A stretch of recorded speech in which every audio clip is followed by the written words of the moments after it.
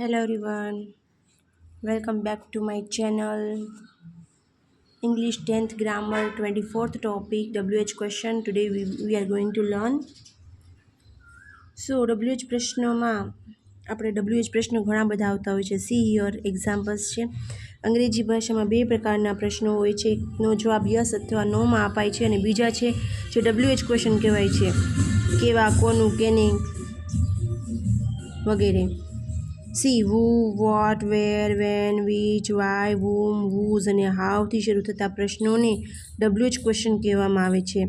આ પ્રકારના પ્રશ્નોના ઉત્તર ચોક્કસ હોય છે, એટલે કે તે યસ અથવા નોમાં જવાબ નથી આપી શકતા, તેને પરફેક્ટલી આન્સર આપવા પડે છે. એમાં આપણે ફર્સ્ટ જોઈશું who. WH who. કોઈ વ્યક્તિ વિશે પૂછવું હોય ત્યારે whoથી પ્રશ્ન પૂછાય છે. સી એક્ઝામ્પલ્સ છે. સંજના wrote લેટર, તો એને આપણે પૂછવું હોય કોણે લેટર લખ્યો, પત્ર લખ્યો, તો જવાબ પ્રશ્ન પૂછવા માટે who wrote a letter. Okay. See second one જોઈએ આપણે. Piyush is a doctor. So પ્રશ્ન પૂછવો હોય તો who ઇઝ અ ડૉક્ટર. પિયુષની જગ્યાએ whoથી પ્રશ્ન પૂછાય છે. પાછળ ક્વેશ્ચન માર્ક્સ કમ્પલસરી મૂકવાનું હોય છે. Raj and Vinay are talking. who is talking? Raj and Vinay. તો રાજ અને વિનય બંને નીકળી જાય છે અને એની જગ્યાએ who ઇઝ આવે છે. અહીંયા આર છે બિકોઝ બંનેને બતાવવામાં આવ્યા છે એટલે આરથી પ્રશ્ન પૂછાય છે, પણ અહીંયા આરથી આન્સર છે, પણ અહીંયા જે પ્રશ્નમાં who ઈ સિંગ્યુલર છે, એક વચન છે, એટલે ઇઝથી પ્રશ્ન પૂછાય છે. પાછળ question marks compulsory you have to put. Okay. Next છે વોટ. કોઈ પણ વ્યક્તિ, વસ્તુ, પ્રાણી અથવા પક્ષી વિશે માહિતી મેળવવા માટે વોટ વડે પ્રશ્ન પૂછવામાં આવે છે. વોટ એટલે શું? Manoj is a teacher.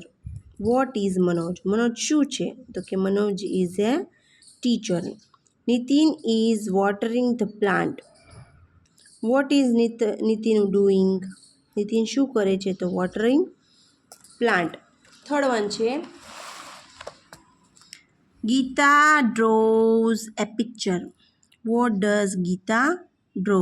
Draws છે જો આમાં કાળનું ખાસ ધ્યાન આપવાનું હોય છે કે જે કોઈ બી વસ્તુ છે, મતલબ ક્રિયાપદ છે એ કયા કાળમાં છે એના આધારે જેમાં ડુ ડઝ ડીડ વપરાય છે. સી ડુ ડઝ યુઝ થયું કેમ કે એસ છે. Children play football. આ વાક્ય પણ શેમાં છે? સાદા વર્તમાન કાળમાં છે. What do the children play? The teacher taught a lesson. What did the teacher teach? The girl sang a song. What did girl sing? સેંગનું ડીડ મૂકીને. ઓકે.